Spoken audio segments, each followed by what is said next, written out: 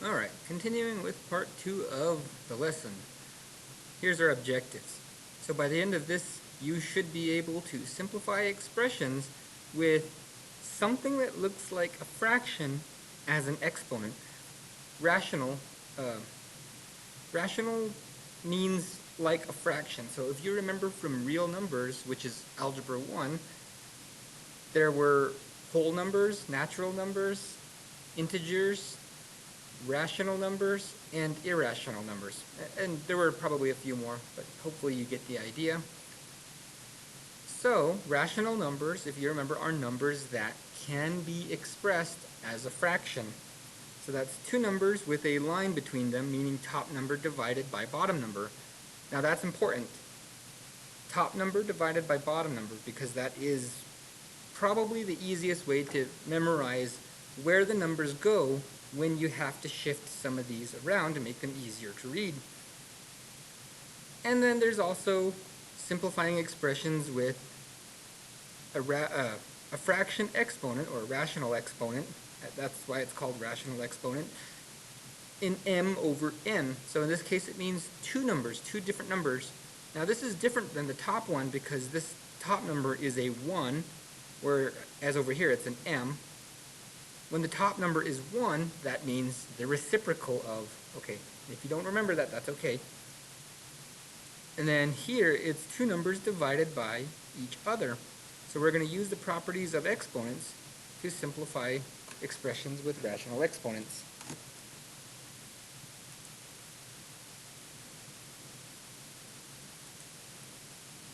So what are the types of exponents that we have? So normally this would be something that I would print out and you would keep with your notes.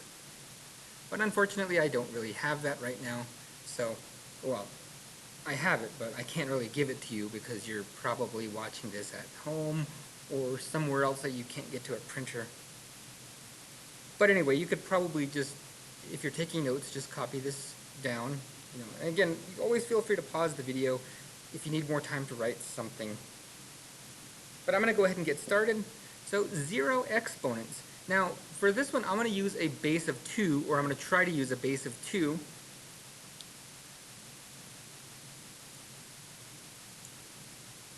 I'm going to write it over here just to give you an idea on what exactly is happening.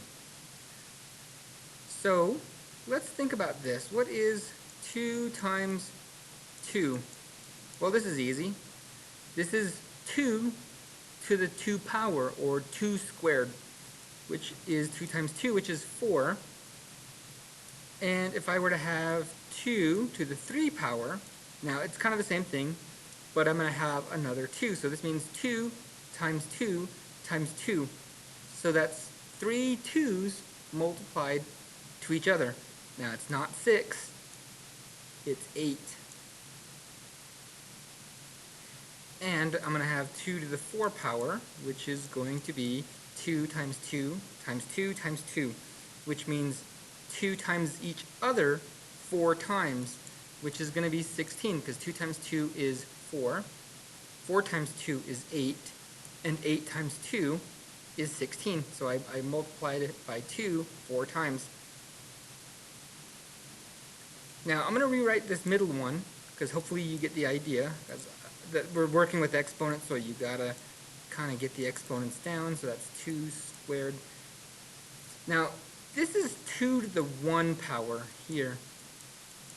2 to the 1 power. So if I only have one number 2 multiplied, that would just be 2. Now, this is where we get into positive exponents. So an example of that would be 2 times 3 is 16.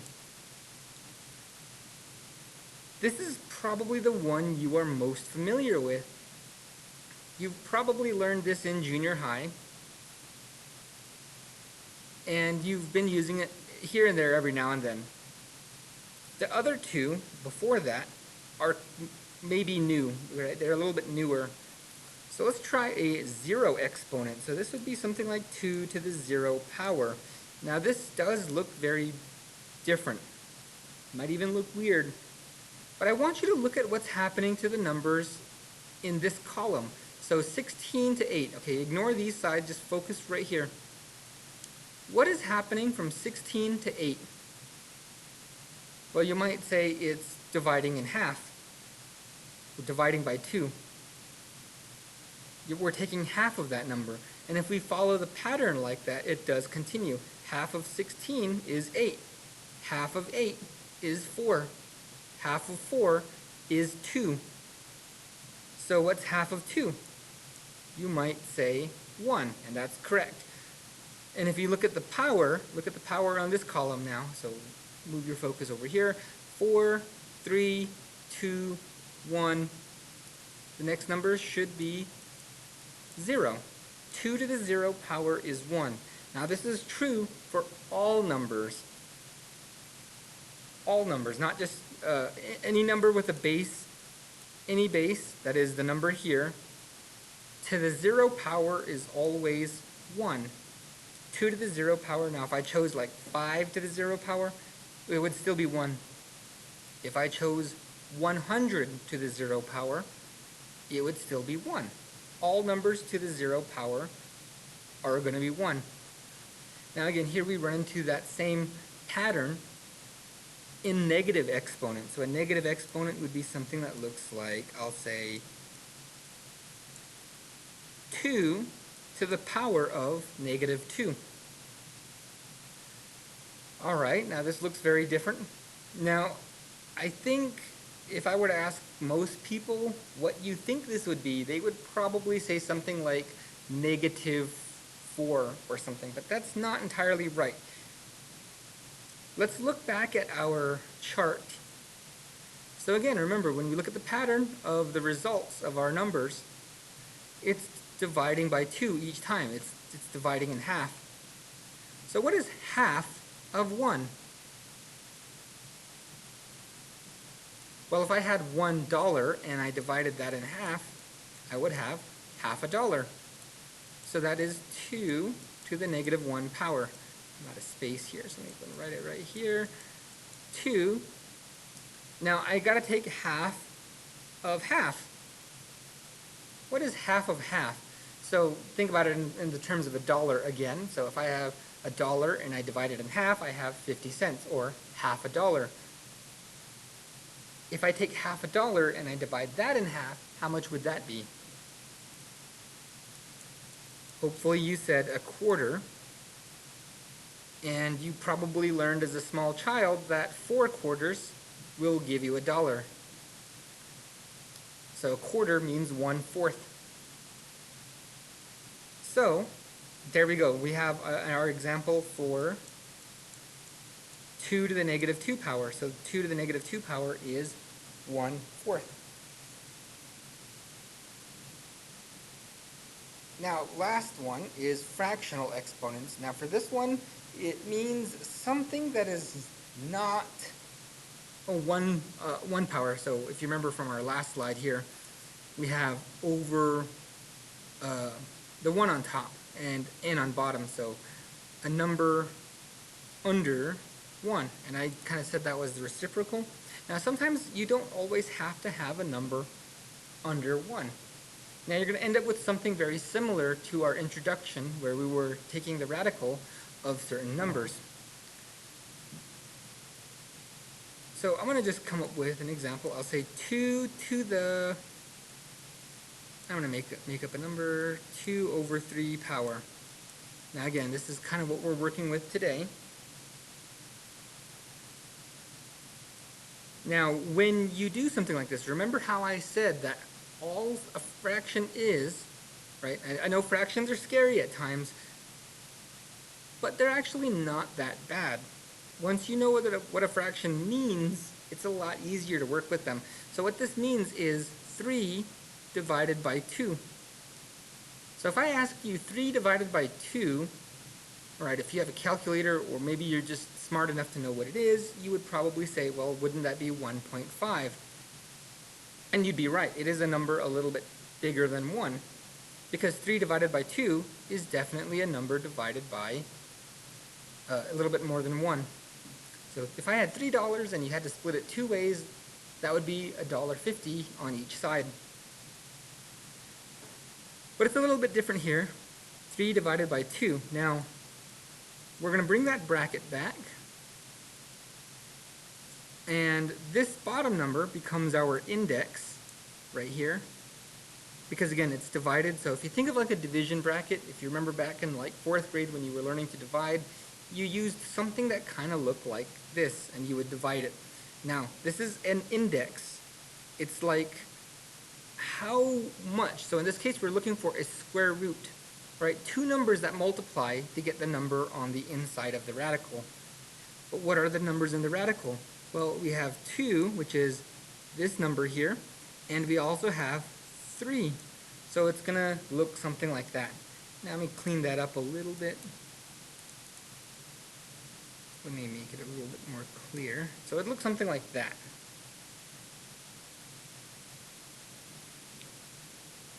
Now you could probably also evaluate the exponent, so it would be root 2, right? We're taking the square root of 2 and, of 8. Okay, let me start over with that again. The inside number, 2 to the 3 power, is 8. So it would be the square root of 8. And you could simplify it like we did in the earlier video. But anyway, yeah, I understand that this might be a little confusing, so let's go ahead and move on, and maybe it'll make a little bit more sense later. So if you're taking notes, which I suggest you do, write this down on a notebook or something. I know that in modern times, a lot of students tend to take pictures of things, but it's kind of like that time you took pictures of fireworks or a video of fireworks. You know, you don't really watch them all that often. I'm sure the videos that you watch on your phone are, you know, the ones that you record are probably going to be things like parties or hanging out with friends and stuff like that. Those are the sort of things that you take pictures or videos of. Okay, not those kind of parties. Jeez. But anyway, again, I'm hoping you write this down. And writing down is oftentimes better than taking a picture, because when you write it down, you're oftentimes thinking about what you're writing. And when you think about what you write, it has a tendency to stay in your brain longer and better. So again, if you need to, pause it, write it down, and we're going to go ahead and continue.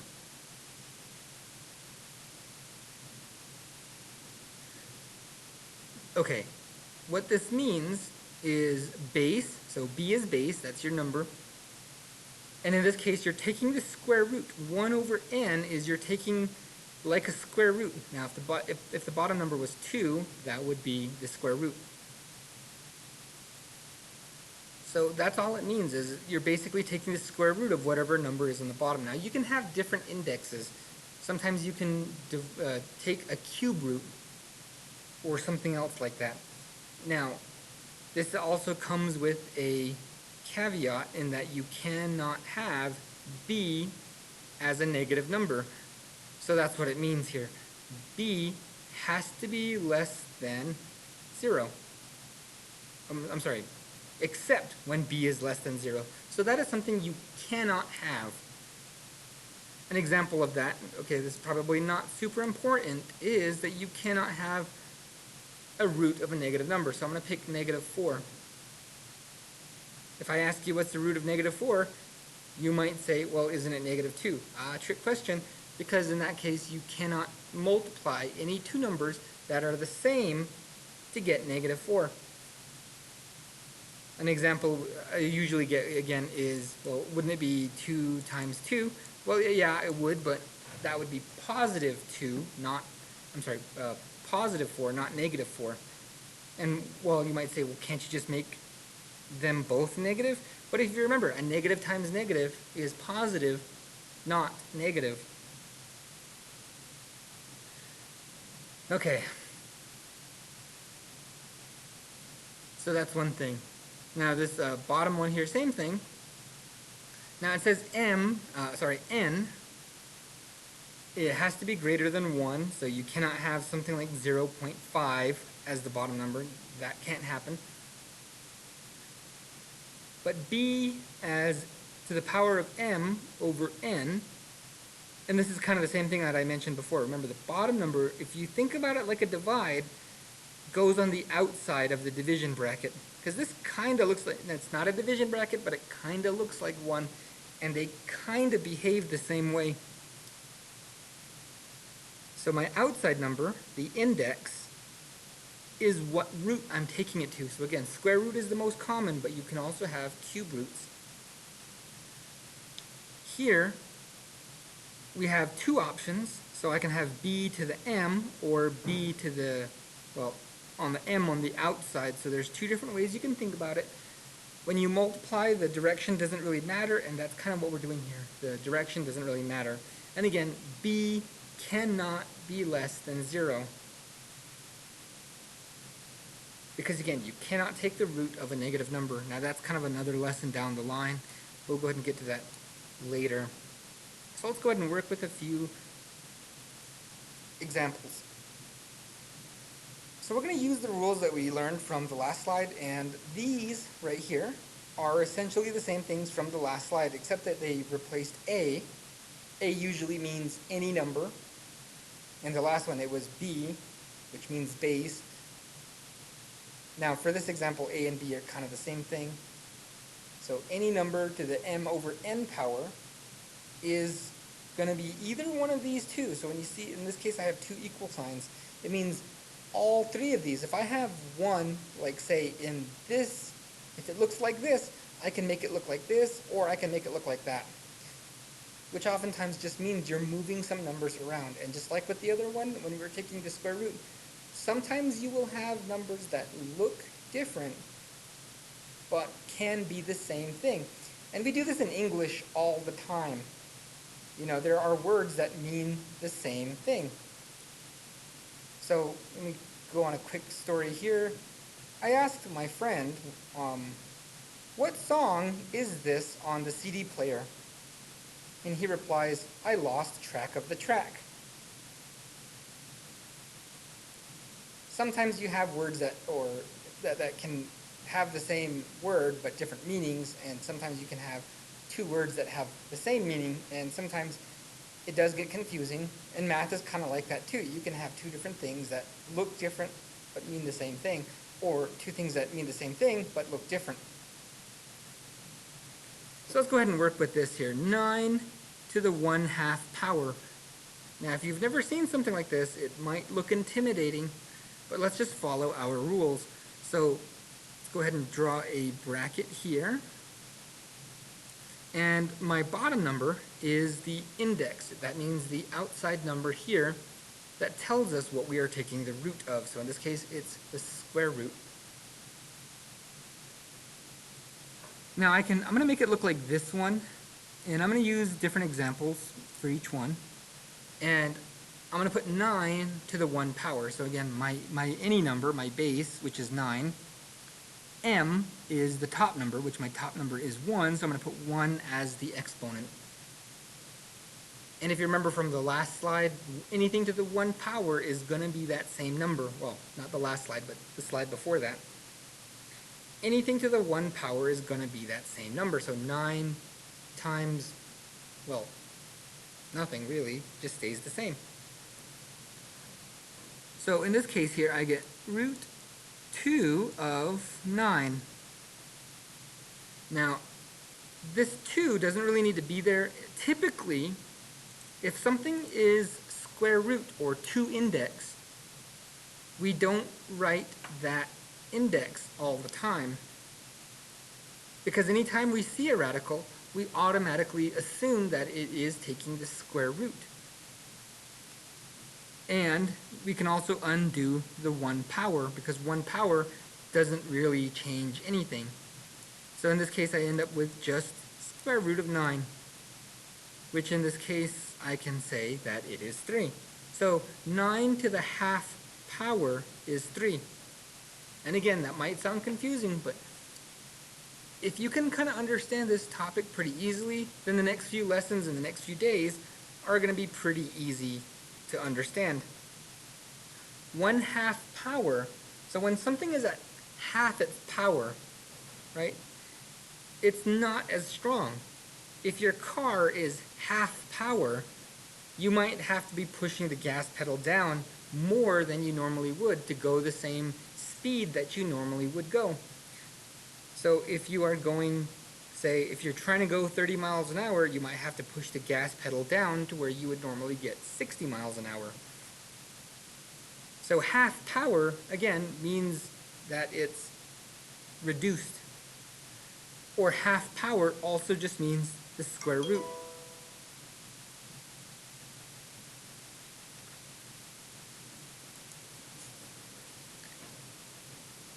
Okay, what if our exponents are not 1? Right, so in this case I have 2 over 3. So I'm going to go ahead and start with our radical. Now, in this case, look at the bottom numbers. Our bottom number is 3. So we are trying to take the cube root of this number. The cube root of this number. So that number is 8 to the 2 power. All right, let me make that 2 a little bit more exponent-y. There we go. Now, if we look at our directions, it says simplify if possible. So, we want to get rid of as many operations as we can. That is what simplifying means. If you can do something, then you do it. So in this case here, I have 64 square root. So the square root of 64. Now, I could do this in my head, similar to the way we did it before. And I need to think of 3 numbers that will multiply to 64. We could factor it. In fact, I might just do that here just to show you what happens when you do that. So if I asked you, what are 2 numbers you can multiply to get 64? Probably the first thing I'm going to get is 8 times 8. Now, neither of these, well, actually they are cube numbers. They are actually cube numbers, which we did not cover before. So this may be the first time you're hearing about cube numbers. If you remember square numbers are numbers that you multiply 2 of to get that number. So 4 times 4 is 16, for example. In this case here, I have 3 numbers that I can multiply to get 8. 8 is 2 times 2 times 2. So 2 times 2 is 4, 4 times 2 is 8, 8 times 2 is 16, 16 times 2 is 32, and 32 times 2 is 64. So all our numbers are there. Now, our index, you can think of it like a carnival ride. In this carnival ride, it says you must have a group of 3 in order to get on. So like the zipper is an example that you would need 2 people to get on. So in this case here, I have a group of 3s and another group of 3s. Now, the reason I show you this is because it's a lot easier to do it this way than it is to try and recognize cube numbers, because cube numbers, again, they're like square numbers, but there's 3 of them. So in this case here, 8 is a cube number, and another 8 is a cube number. So in this case here, I have 2 times 2. So I have one set of 2's as this one here. That's my first 2. And then I have a set of 2's, and that becomes my second 2. So the answer to this one is 4. So 8 to the 2/3 power is 4. So there you go. And it says simplify if possible. Always make sure you read your directions before proceeding with your problem. Now in this case here, I have one that does not have a base with a value that we know. Our base is just x. It's a variable. So what does this mean? Well, let's see if we can do anything to work this out. So again, I'm going to go ahead and start with the radical. And this is 3 divided by 5, the exponent. You would read that as 3 divided by 5, or 3/5, which again, that's what it means. Fractions just means top number divided by bottom number. My bottom number is 5, so that becomes our index. And x to the 3 power. Now, if I expand this out, it would be x times x times x. I would need 3 of those, or I would need 5 of these if I wanted any x's to come out of the radical from underneath this bracket, which we don't. So this is as far as we can go. This is as simple as it gets. So there are no more operations for me to do. And operations are things like multiply, divide, add, subtract, take the root of, take the exponent of, or power of.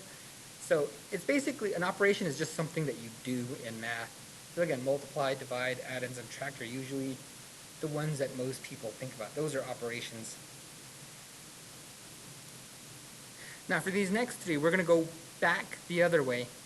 We're going to take an expression with a radical. So all three of these first three are done the same way. We're taking a rational exponent and turning it into an expression with a radical. All right, so let's go ahead and get this and turn it back into something that looks like this, a base with a rational exponent. All right, so the base stays the same, so 13 to the 5th power. Now, if you're thinking it's 13 to the 5th power, no. So what I'm going to do is I'm going to put a little 1 right here. Now, putting a 1 on any number is just like, it's just like kind of like multiplying something times 1. It doesn't really change what it is, and you can kind of put it on there to help understand things a little bit better. Now remember, this index, the number outside of our radical, is the bottom number. That's the number we're dividing it by. The number inside the radical with 13 is 1. So 1 is my top number. So the 5th root of 13 is the same thing as saying 13 to the 1/5 power. Again, they are equal, but they look different. And again, that's pretty common. You can have things that look different but mean the same thing. All right, so let's go ahead and try this next one. Now, we have to make the, it says rational exponent notation. So if we can make the exponent into a fraction, we must do that. So we start with our base, which is 25. And again, it's 25 to the 1 power. So just like the last one, I have to put a 1 on top because the number paired with 25 is 1, 25 to the 1 power. So that becomes my top number. And we're trying to find the third root, or the cube root, of 25. Now, there are some things you can do to make this a little bit simpler. If you put this on the assignment, I might accept it. But I would prefer that if you can go a little further, always try to go one more step. So what I'm going to do is I am going, let's see if there's an easier way I can explain this. So I'm going to go with 25, and I'm going to split that into 5 times 5, which is 5 squared. So root 3 and 5 squared, like that. Now 5 squared is the same thing as 25 to the 1 power.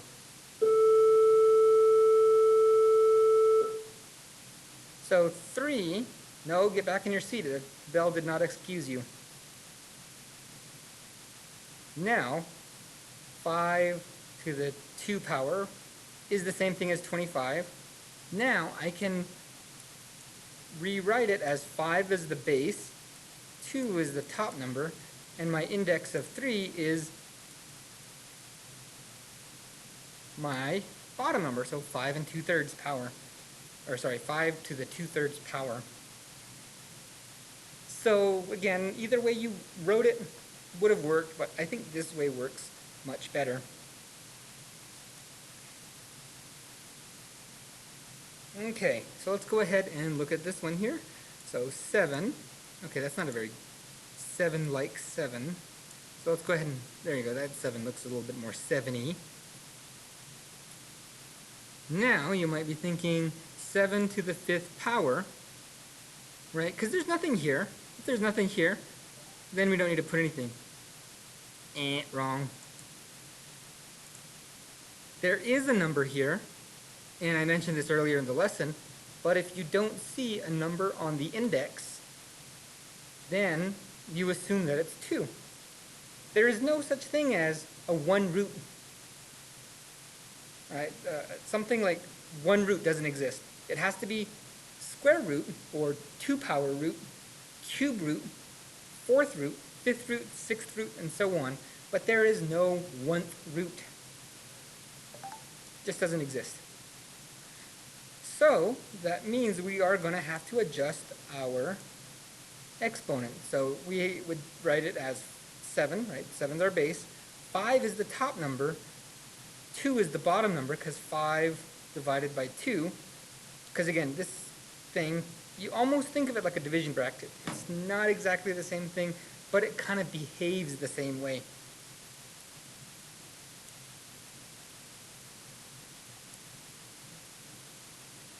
There we go.